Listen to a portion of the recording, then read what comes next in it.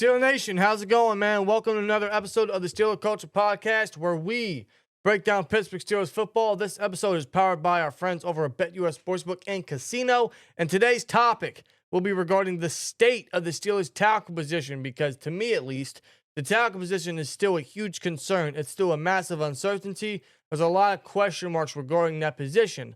We all know the past two draft classes of the Steelers, for the first time in franchise history, drafted two tackles in back-to-back classes in the first round, Broderick Jones and Fautanu.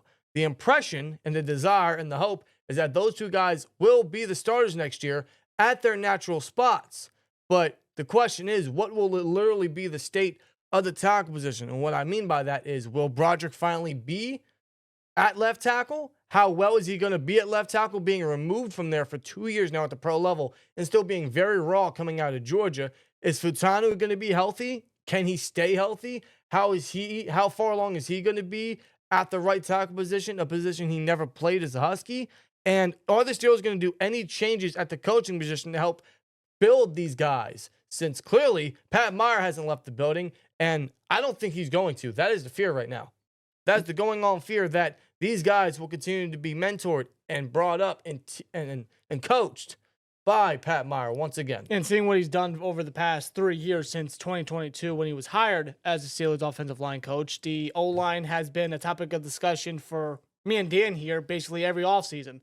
Talking about the guards, the center position, talking about the tackle position, the whole thing, the whole damn offensive line. It's been a big disaster. It's been a big topic of discussion, and it still is to this very day as we're talking about the future of the tackle position and what it really brings to the table heading into the 2025 season, with Broderick being away from his natural position, though he should still go over there, and Fautanu being out the majority, basically all of his rookie season. Appreciate you guys for joining us, and huge shout out to BetUS Sportsbook and Casino for sponsoring with us on this video as Super Bowl 59 is set.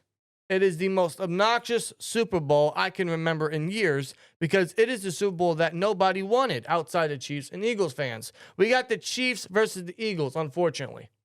No Bills, no Commanders. It's exactly what the NFL wanted. It's exactly what nobody wanted.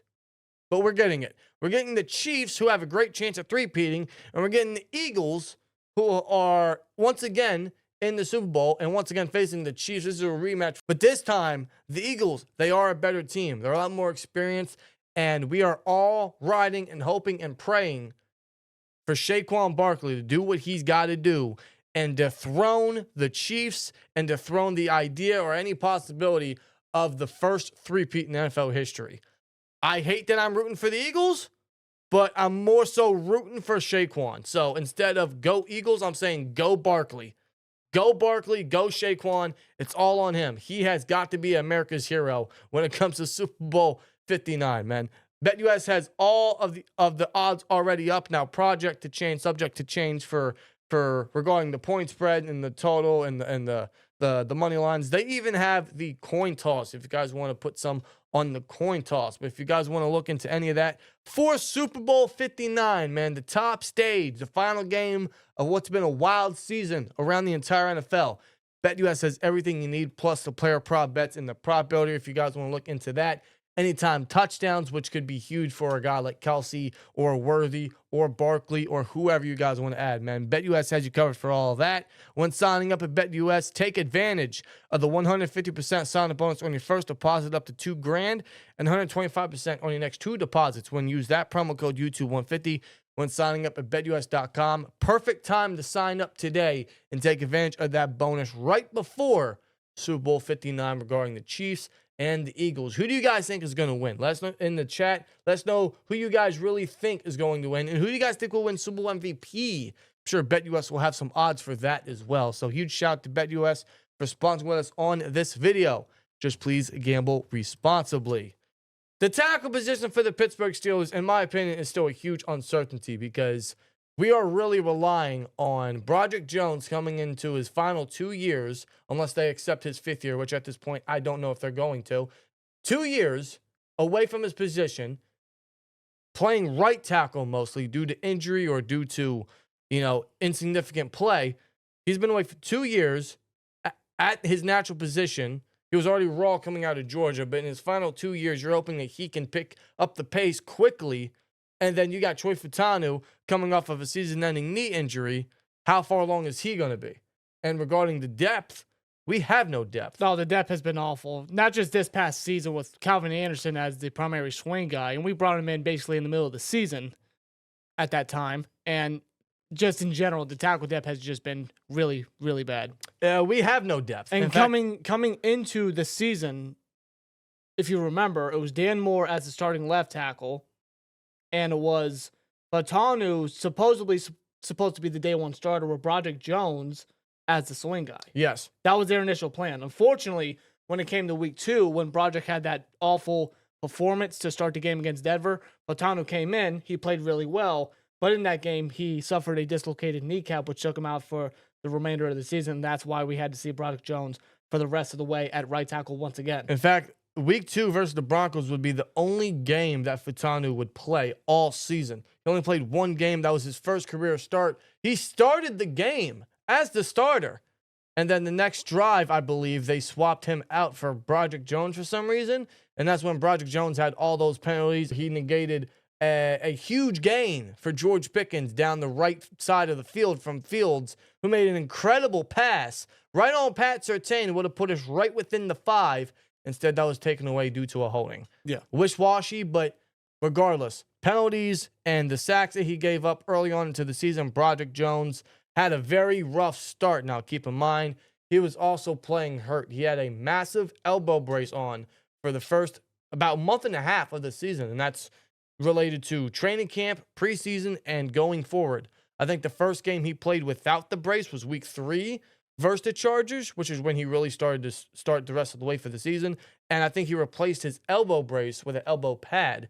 And you could tell there was a difference because he didn't have the brace on. He had a lot more movement. There was a lot more pop in his jabs and in his hands when it came to getting on the defender and his hand placement. There was a difference there. So I know Broderick didn't have an amazing season.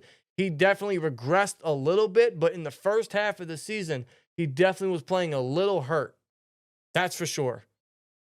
As the season went on, he did get better. He got healthier, clearly. You saw there was a little more effort. He gave up less sacks throughout the second half of the season. He started to find a little bit of a groove. He started to find a little bit of some success. Now, at the same time, towards the tail end, as the entire O-line did, they regressed. They went backward. In fact, it was a lot of inconsistencies with the entire O-line all season, but especially at the tackle position. Unfortunately, we had to see Dan Moore start at left tackle all season due to Fautanu's injury. Now, let's say Fautanu didn't get hurt. If Fautanu didn't get hurt, how long would it have taken the Steelers to finally put Broderick at left instead of Dan Moore? Honestly, I don't think they would have pulled Dan Moore away because keep in mind, when Fautanu was healthy, it was Tomlin's idea for them to kind of split reps at right tackle, if you remember. Yeah, and that was Broncos the game. initial plan for the Broncos game, but Broderick was so bad on that one drive with the penalties, Broderick never saw the light of day in that game ever again. Yeah, Tomlin said, this isn't a good idea. We're going to scrap that idea. So why that even made the light of day? I don't know. I don't know. You're talking about Fautanu, who wrestled through training camp and preseason with a knee injury, and then he was finally healthy.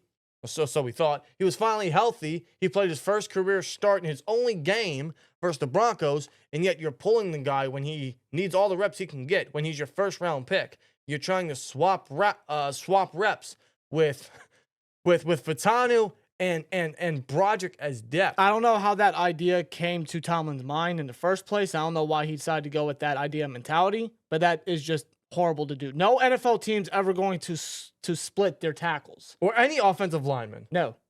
But the the Pittsburgh Steelers do. That's the Pittsburgh Steelers for you. That made no sense. But yeah, they were going to do that, but Fautanu got hurt after that Broncos game, unfortunately. And if you remember, first half of the season, Dan Moore was actually looking different. He was actually playing a lot better. Yeah, for the first time in my life as a Steelers fan, I said, Dan Moore is the best tackle on this team. And he was. Because Dan Moore, in the first 8 weeks, from week 1 to week 8 before that bye, he only gave up 2 sacks. Only 2. For Dan Moore's sake, it's unheard of. Dan Moore looked really solid in the first half of the season. Like, he looked like one of our better linemen, and I can't believe I'm even saying that. Now, like every Dan Moore season, He shows a little promise. He shows some good faith to start the season. Then as everything moves on, as the season progresses, it gets worse, and we see the real Dan Moore, and we see exactly why the Steelers drafted 2 first-round tackles in back-to-back draft classes. Because even though Dan Moore only gave up 2 sacks in the first 8 weeks, in the second half of the season, he gave up 10 sacks. That's from week 10 all the way to week 8, so 8 games. 10 sacks allowed. 12 total sacks allowed, which, correct me if I'm wrong, I believe that's the most sacks allowed by any tackle all season, out of every starting tackle. Yeah. Like, that's pretty bad. And not only 12 total sacks, but that goes along with 41 total pressures. A very Dan Moore-esque season, nothing we're not used to. Sounds very much like the Dan Moore that we're all familiar with. And that's why Dan Moore is a free agent, and he is not going to get re-signed, nor should he. He better not. It's redundant. Why would you re-sign Dan Moore when you drafted Broderick and Fautanu? That makes no sense. Zero. That makes 0 sense. That's Omar Khan understanding, like, listen, this guy ain't cut out. This guy has not been it. We gave him 2 years, his rookie year and his second year. It didn't cut out. That's why he made the move to trade up for Broderick in the first round, and top 15 pick at that, to get Broderick, because he stated that we drafted him to be a left tackle. Eventually, he will play left tackle. There is no reason to bring back Dan Moore with the season and the collapse that he had later in the season for you to bring him back and then to not play Broderick Jones at his natural position. No. And he exactly made that quote during the offseason last year, did Omar Khan, right before he drafted Fautanu, which told you everything that, hey, we're going to go after a tackle. We didn't know when, we didn't know where, but clearly they did with the 20th overall pick. They took Troy Fautanu out of Washington. Now, coming out of Washington, he played all his reps, all his snaps throughout his entire Washington career at left tackle. Now, he did mention, Fautanu did, that the coaching in Washington, the O-line coach, would make sure they were prepared for any emergency or any spot. So although Fautanu never played left tackle in college, he did have practice reps at right tackle, which made the move a little more comfortable for Fautanu, being that he had in-practice reps and he was a little more prepared, and he has great athletic traits. I still think he has traits to be another Penei Sewell. I know that's a lot. That's huge praise, but even if he's half the tackle that Sewell is, it's worth the first-round pick. Yes, even passing on a guy like Quentin Mitchell.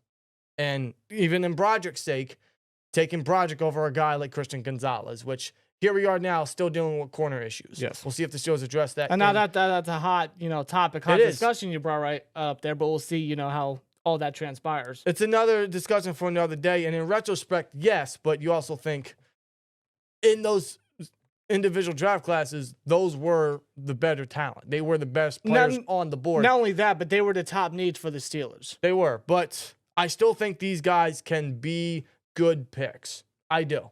And I'm hoping the Steelers strike at corner somewhere.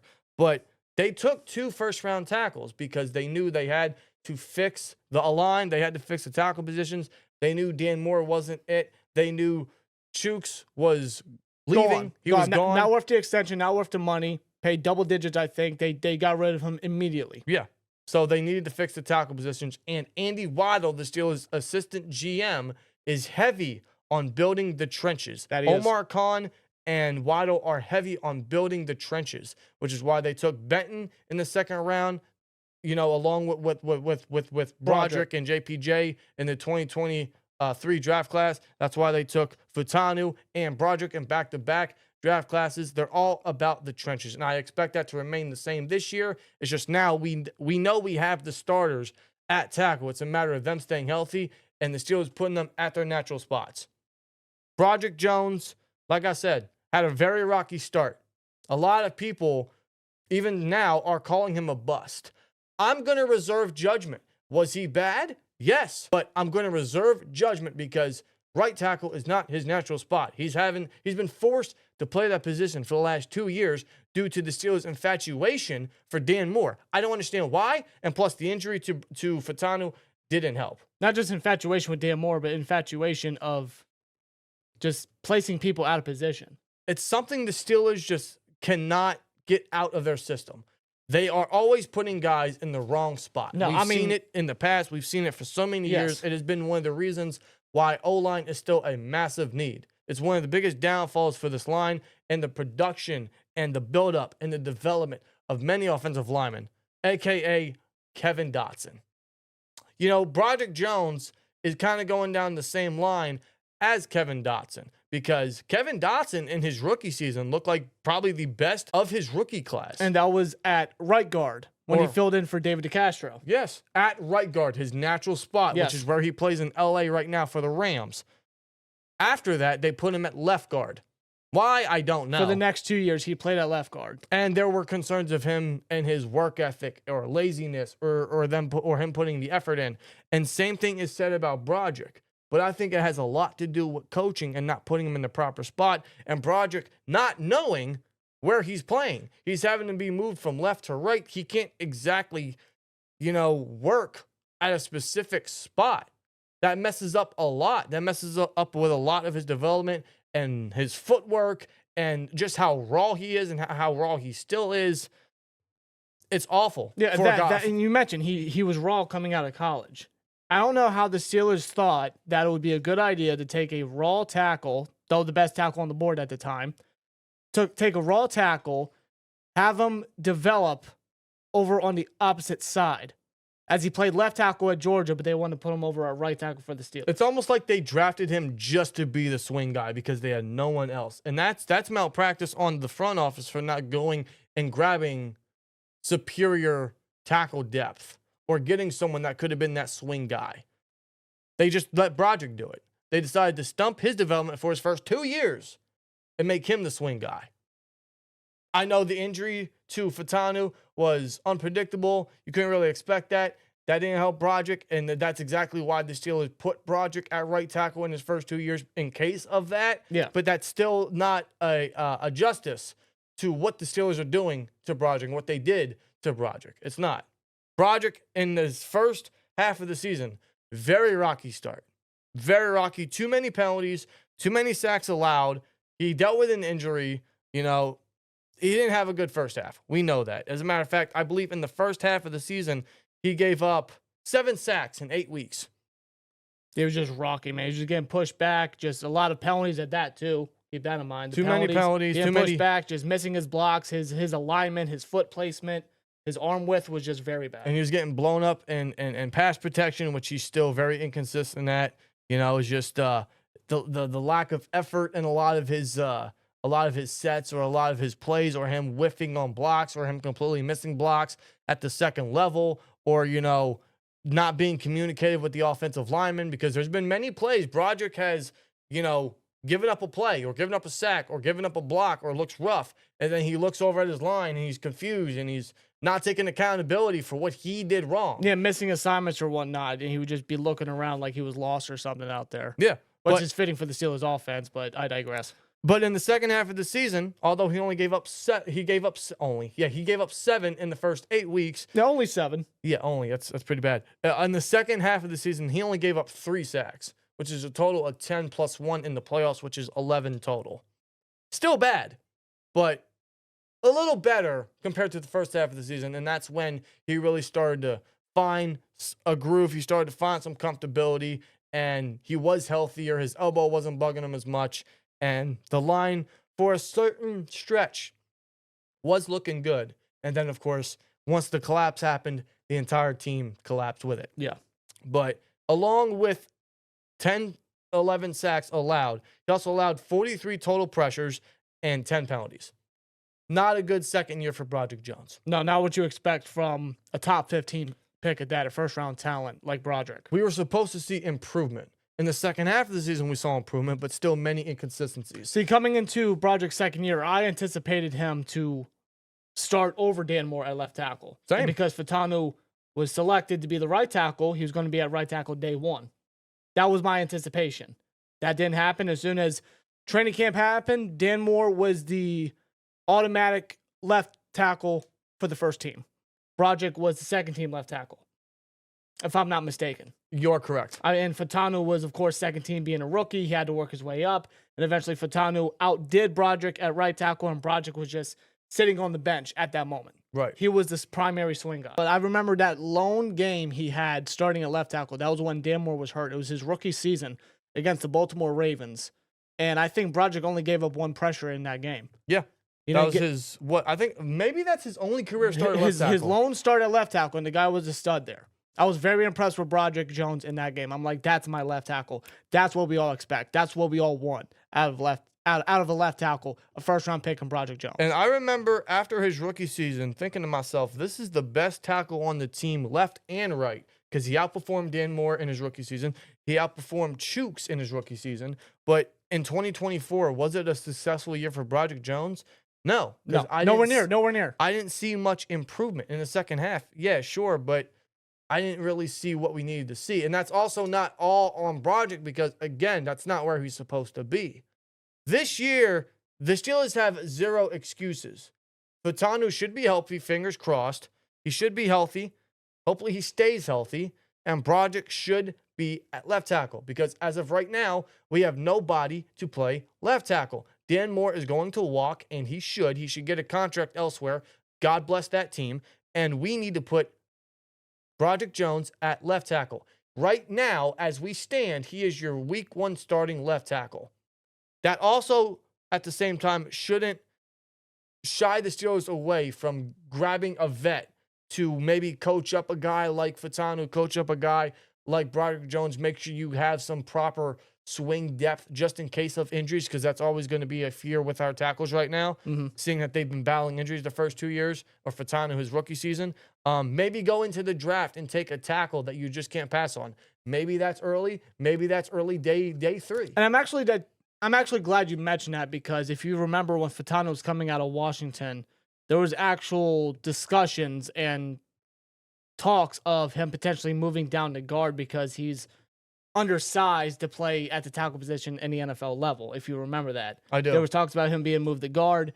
I don't know if the Steelers will be open to that. I'm not opposed to it because the guard position is kind of a bit of a question mark because Sayamalu is getting up there with age, and I wasn't exactly impressed with Sayamalu's play in his second year as a Steeler. Plus, James Daniels is a free agent. We know McCormick's going to be your starter, most likely your starter next year. Yeah. But like you said, Sayamalu's getting up there with age. Could he be a cap casualty? I'm not opposed to him being a cap casualty, and if they moved Fautanu down to guard, maybe they move McCormick over to left like he played in college, and Fautanu be the right guard. But then the question is, who's your right tackle? Then you got to draft a tackle, or you got to sign a tackle. And do they want to draft another tackle early or for a third straight year? Do you want to build more holes?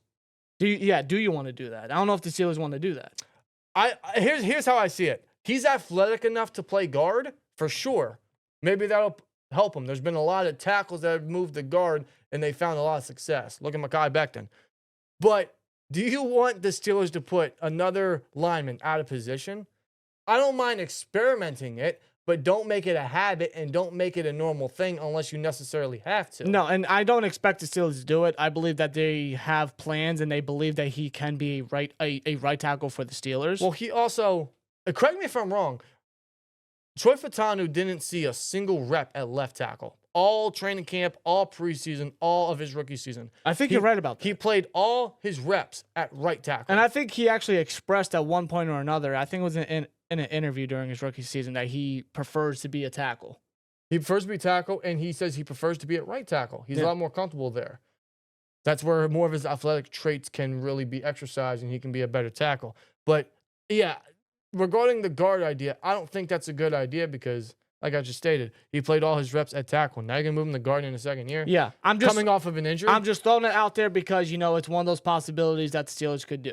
It could. And listen, I'm not going to completely cancel out because it's the most Steelers thing to do with their linemen. It's just not a good idea. No. Not with this coaching staff. Not with Pat Meyer, still the offensive line coach right now. No. Which, I mean, like, the whole line is still a problem, but especially the tackles. When it comes to the Steelers, Omar Khan has a vision. He has a plan for the tackles, obviously. That's why he traded up to get Broderick a left tackle, why he selected Troy Fautanu, because he fell that far in the draft when he should have been taken earlier. Right. He has a plan for the tackle position because Omar Khan sees the athleticism, he sees the talent and the potential of Broderick Jones and Troy Fautanu. It is just up to the coaches to get them to that potential, to get them to that type of ability to showcase, hey, They can be franchise tackles. They can be studs. They can be worth the first-round picks. And this is where we go right back into coaching, because it seems like everything regarding the Steelers always comes back to coaching. I don't think we have the coaching to build these guys up. I don't think we have the coaching to build a lot of guys up at many positions.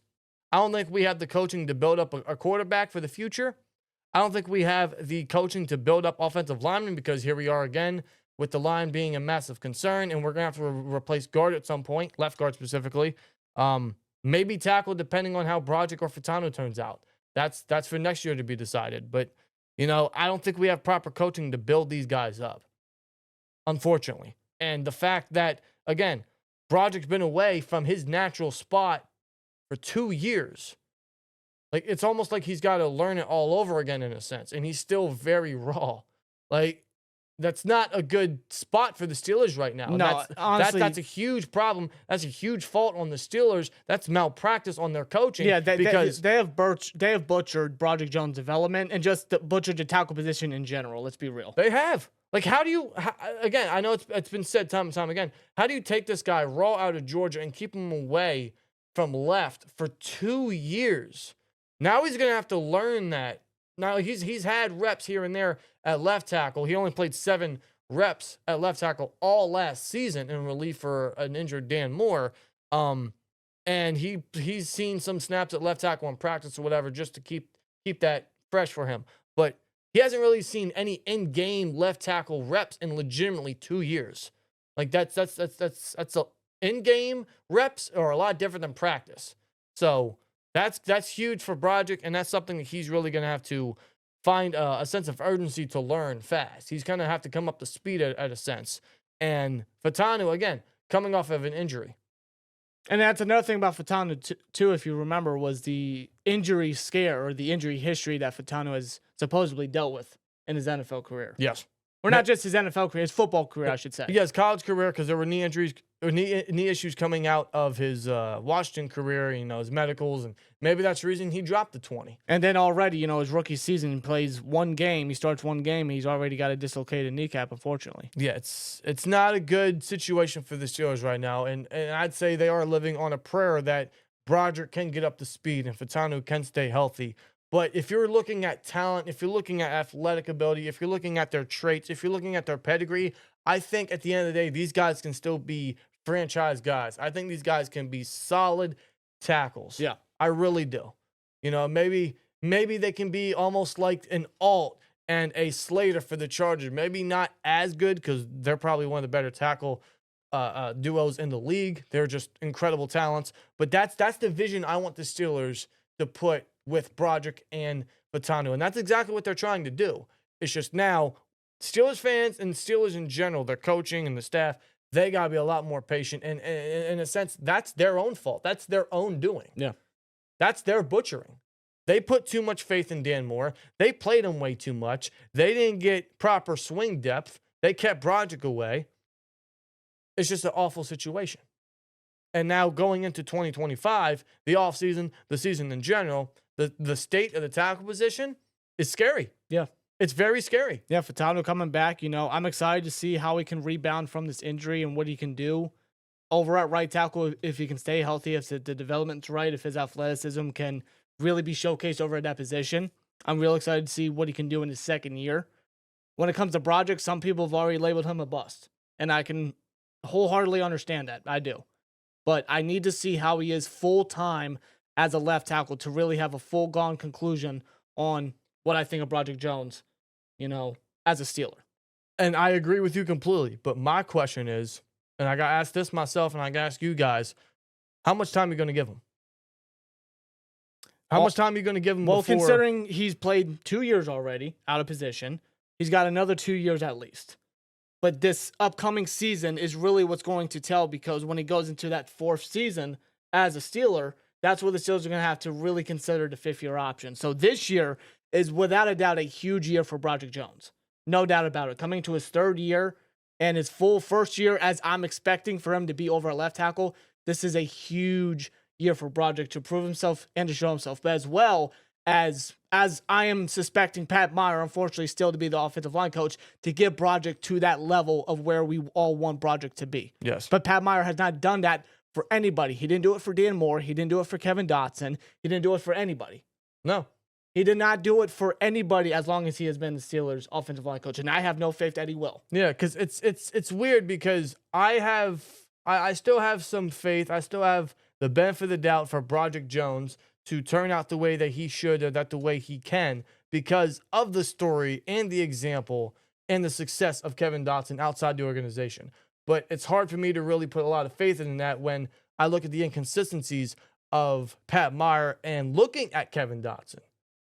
You know, I get that. It's one of those things where you look at those two situations and you want to have, you know, high hopes for Broderick, but at the same time, Broderick, and listen, it's not all coaching because Broderick, I mean, he's not completely innocent in this as well. I mean, the penalties are inexcusable. He's getting blown up in pass protection. He's getting manhandled out there. He looks a little lazy. His hand placements are really high and rough and too wide. He's exposing his body and his chest too much, which is why the defenders are pushing him back into the quarterback. That's why which is why he's getting pancaked. That's why some people even believe, you know, if you even put him over a left tackle, like, will that make much of a difference? That's the thing. So it's not like, hey, let's move the left tackle and all the problems are fixed. It's not like that. He has that comfortability and that confidence, you know, that feeling of like, hey, I'm finally back here. Yeah. Now let's see if, you know, they can get him out there and do what he needs to do. If he can do what he needs to do. It's a small sample size, but his film and his reps at left tackle in 2023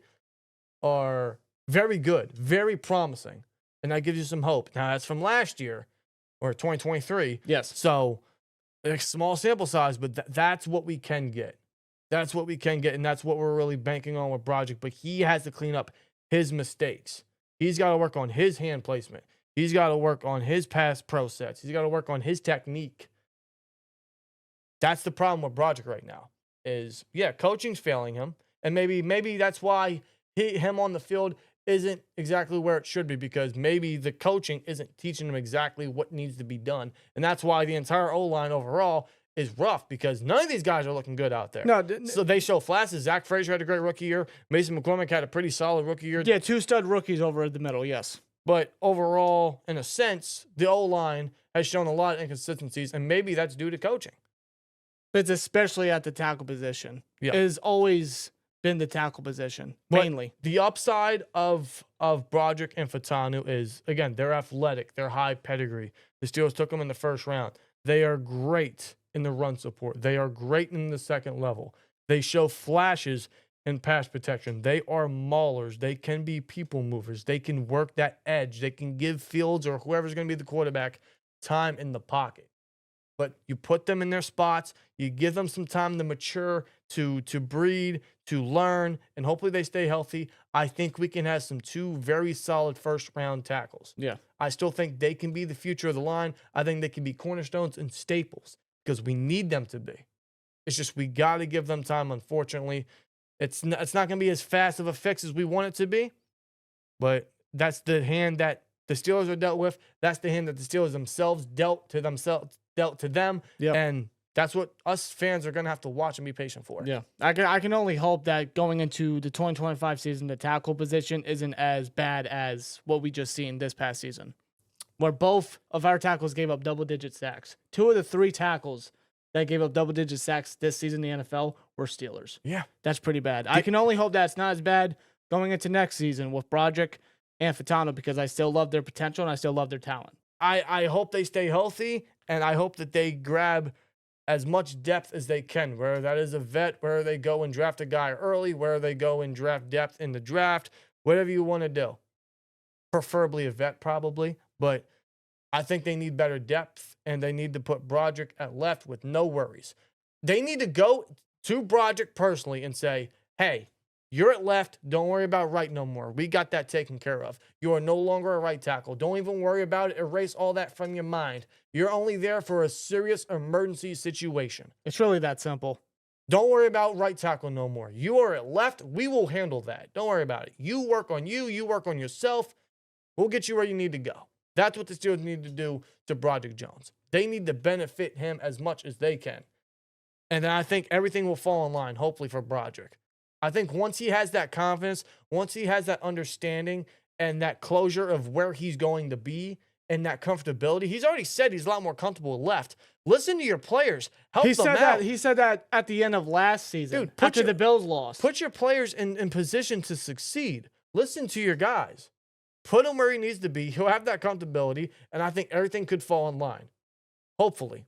It's going to be a lot, but I think you'll start to see some serious growth from Broderick Jones. And with Fautanu, he just needs to stay healthy. I think he has a lot of the tools. I think he's ready. He just needs to stay healthy. That's the big problem with him. But they need to grab depth, and the coaching, I want to say, needs to find some change, or they need to bring someone else in, but he hasn't even been fired yet. So why should we expect it?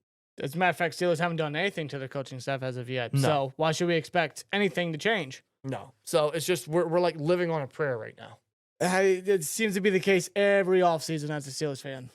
Yeah, especially at the O-line, because O-line has been one of the biggest downfalls for the Steelers for so many years. It's been a talking point at the end of the season for a long time now, and it remains the same here because the O-line sucked towards the end of the season. Yeah, they've been rebuilding it for years and years and years, and we're still talking about it. It's like you have to finally fulfill the trenches right there. I'm talking about the offensive line. And here's the thing, like they have a lot of guys on the rookie contracts that can be the future. They have so much youth there. It's like they have the youth, and I feel like they spent the capital properly. You got Broderick, a first rounder at left. Your left guard's a question mark. We'll discuss that in another video. You got Frazier as your center. Had a great rookie season. Might make the Pro Bowl as a what do you call it? As a replacement, I suppose, or a sub. So yeah, A sub in replacement in the Pro Bowl. Pro Bowl games. Right. Yeah. You got Mason McCormick at right guard. You got Fautanu at right tackle. It's a lot of youth. It's a lot of youth. It's a lot of people movers right there. I think you got exactly what you need there. You just need better depth, and you need proper coaching, and I think everything could really fall into place for the Steelers. It's like I think we have the talent. I think we have the guys. It's a matter of the guys stepping up and the guys really living up to the capital that the Steelers spent for them. Yeah. And, everything gelling together. Just taking us to the promised land, to where we all hope and pray that the offensive line is, because, we all miss the days of the Goon Squad. Those were the glory days, man, that they protected Ben and open holes for Le'Veon Bell. And yeah, the days like that. The days when Mike Munchak turned a 7th-round Kelvin Beachum into a stud to the point he got a contract for, I think it was the Jets, correct me if I'm wrong. I know he's been around the league, but he got a contract after he left the Steelers, and they replaced him with Alejandro Villanueva, who was a undrafted former receiver, tight end out of Army, a defensive lineman for the Eagles, turned into a Pro Bowl tackle. Coaching says a lot. Coaching does so much. Coaching does almost everything. It does. It does. And I don't know how Mike Tomlin doesn't see that.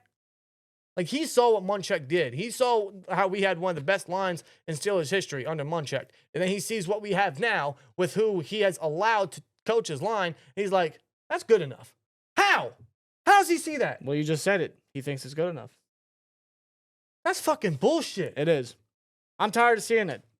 That boggles my mind, guys. I don't know about you. That actually pisses me off as a Steelers fan. And there's no change yet. So in the end, let's all just hope for the best. Living on a prayer is what we're doing as Steelers fans, man. But I do like the future. I do like the potential for the O-line and the tackle position. Yeah. Just we got to be a little more patient, man. Yeah, I mean, like, I've conditioned myself to have low expectations, but when it comes to this offensive line, I'm still hopeful. I'm just not hopeful in the coaching, but I'm hopeful in the talent because I love the talent. Yeah. They are great studs. They are people movers. They are guys that will protect our quarterback. No doubt about it. That's all I want. No doubt about it, man. I think we've seen flashes, and give these guys some extra years, and maybe we can finally have a line to be proud of, and especially some tackles. So the state of the tackle position, as it stands right now, very concerning, very uncertain, and quite frankly, in some senses scary because we just don't know. It's honestly a huge question mark. It's a bigger question mark than the Riddlers are. Yeah, it is. Right. But the potential is there, and obviously we're going to have to wait till camp and everything in preseason to really see where it goes. But when it comes to the offseason, the Steelers got to do what they got to do to start actually building and trying to add extra pieces to that line. Where that is bringing in extra coaches, where that is bringing in extra bodies, bringing in some minds, some vets, and putting guys where they need to go. Maybe that's improving certain other positions on the entire O-line in general. That's all to be seen in the offseason. But we're going to need them to do it because that's the cornerstone. That is the starting line. That's the starting mark for the offense, man. If they are run heavy, if they want to run the ball, well, guess what? You got to fix the line. I think they got the pieces. They got to put everything where it needs to be. So we'll see what happens with the Steelers, man. Let us know you guys' thoughts about the tackle position or the overall offensive line in general in the comments below. How do you guys feel about Broderick? How do you guys feel about Fautanu? How do you feel about the coaching? Let us know your honest thoughts. Do you guys still have faith in Broderick? Do you think Fautanu was a bad pick over who we could have had? Let us know all your thoughts in the comments, man. Love to hear you guys' thoughts in the interactions. I'm still hopeful, but let us know how you guys feel in the comments, man. Again, thanks for watching. Huge shout out to Bet US Sportsbook and Casino for sponsoring with us on this video. Super Bowl 59 is set. It is an obnoxious Super Bowl, but we'll still be watching. But if you guys want to put any slips in, if you guys want to get any of your gamble on, BetUS has you covered if you guys are looking for a new sportsbook for the Super Bowl, man. Sign up today using that promo code YouTube150 and receive a 150% sign-up bonus on $2,000 and 125% on your next 2 deposits when you use the promo code YouTube150 when signing up again at BetUS. So huge shout out to them for sponsoring with us. Huge shout out to you guys for watching. Here we go, Steelers, at the end of the day. Let us know you guys' thoughts in the comments and see you in the next one. Here we go, Steelers. And as always, like, comment, subscribe, and we'll see you later. Peace!